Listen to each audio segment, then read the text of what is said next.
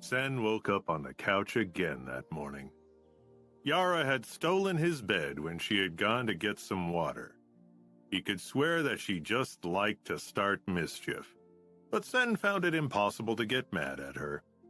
He slipped out early before his family got up. He walked to the tram station, ordered a small nutrient pack from a nearby stand, and waited for his early morning tram to take him to the teleportation center.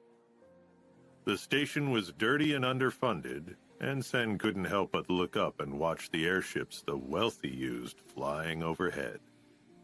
He had just scored a massive haul, but even 6 million levo was not enough to buy a ship like that. Some people wouldn't even have to use the ships to get to the sanctuary. There were private teleportation devices on the market that were extremely expensive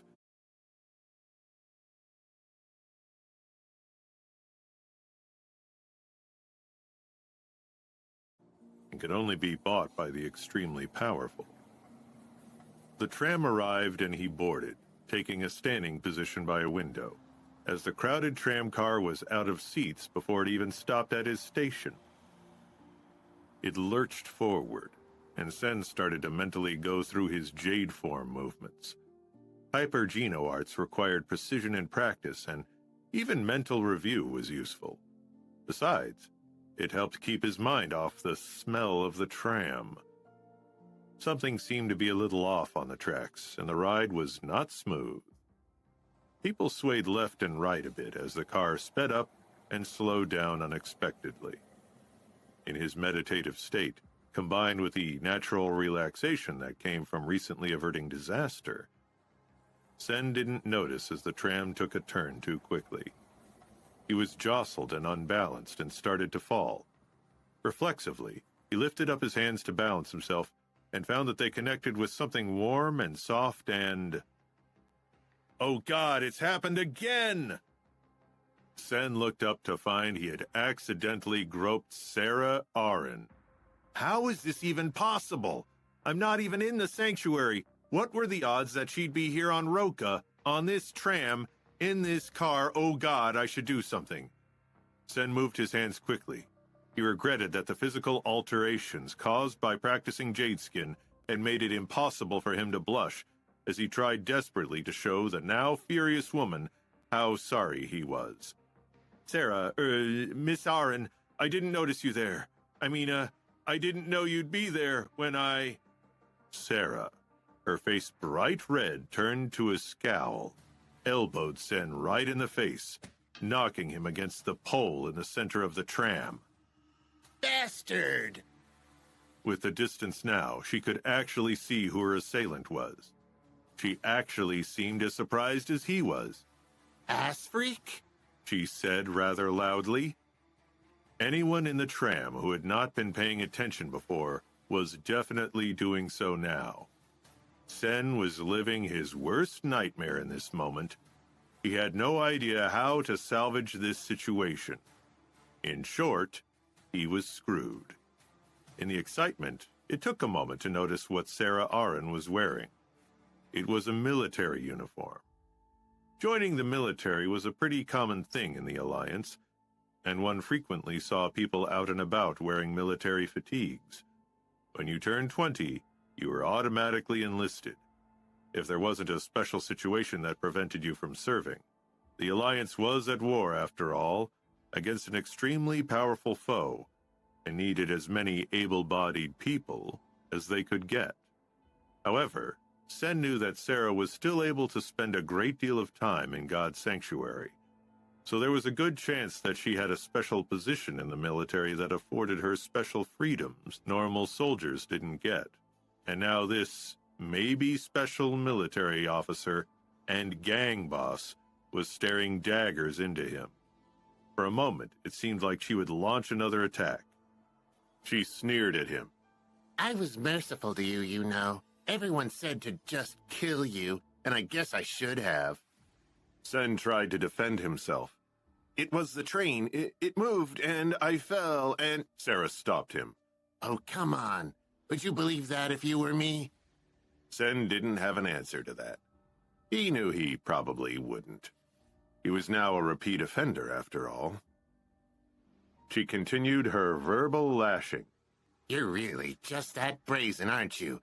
At least admit that you did it on purpose. Sen's mind moved a mile a minute. What do I say? It wasn't on purpose. But if I say that, she won't believe me.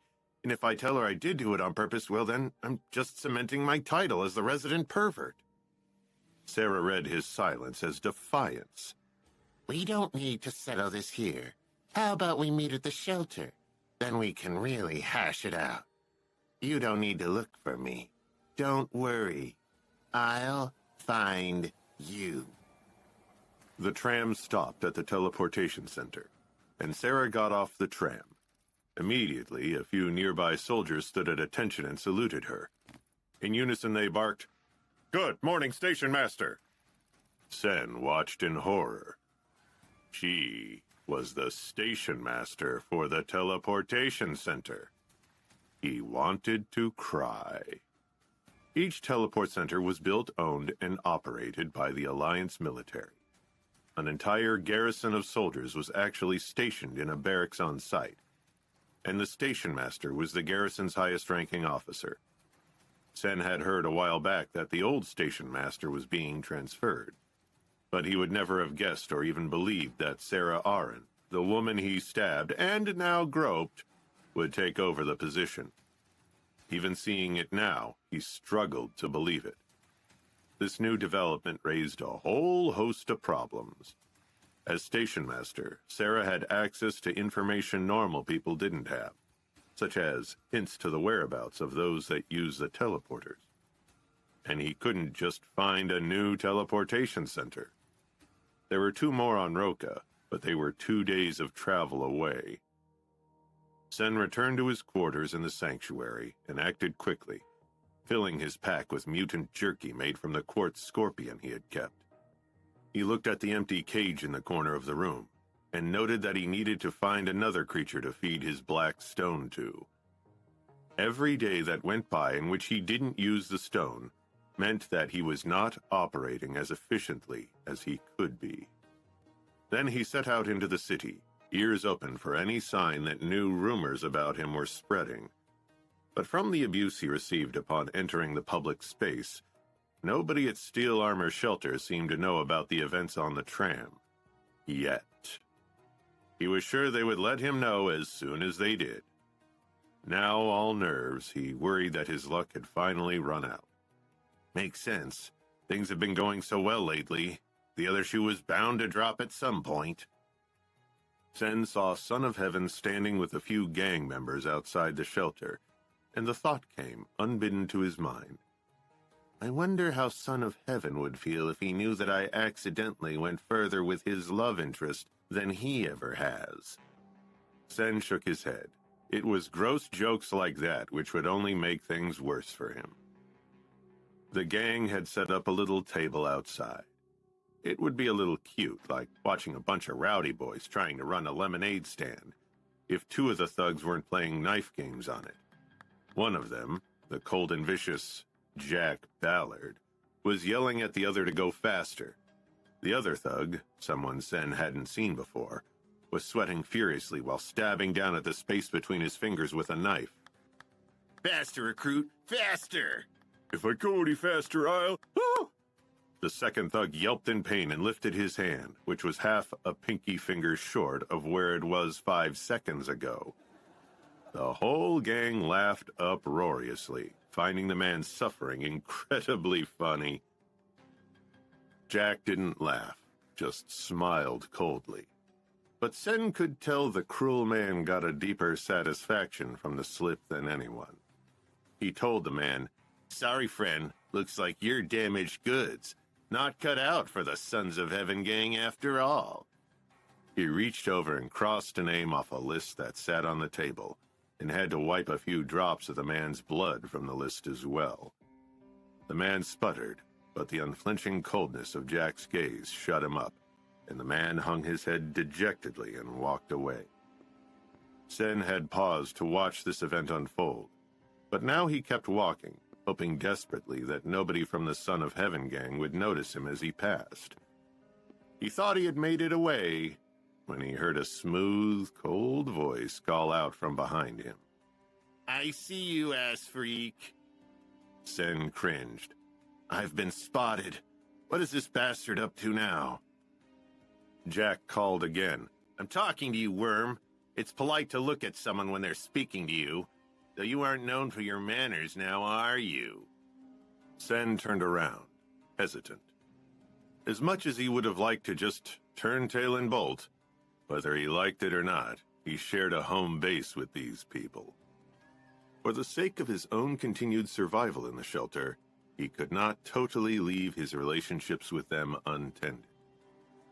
He raised his eyebrows at Jack, who nodded gravely. That's right, worm. Come over here. Sen walked over. Hopefully this wouldn't take long. Every second he spent in front of Steel Armor Shelter was another second Sarah Arryn would appear and murder him with her Deathwing butterfly dagger, or in a million other ways. Jack held out a writing implement to Sen and gestured to the list on the table. We're picking up some new recruits for a special job, and you just volunteered, you lucky worm. Sen waved his hands defensively and tried to make himself look as unappealing as possible. Are you sure I'm so weak? I can only hunt ordinary creatures. I'm scared of primitive creatures. I wish I could help, but I'm afraid it's just out of the cards for me. He tried to look disappointed. But Jack rolled his eyes and wrote, "Ass freak," on the sign-up sheet. He projected over his shoulder. You're in. Don't move. Then to a nearby thug he said, Go fetch the boss. We're ready to head out.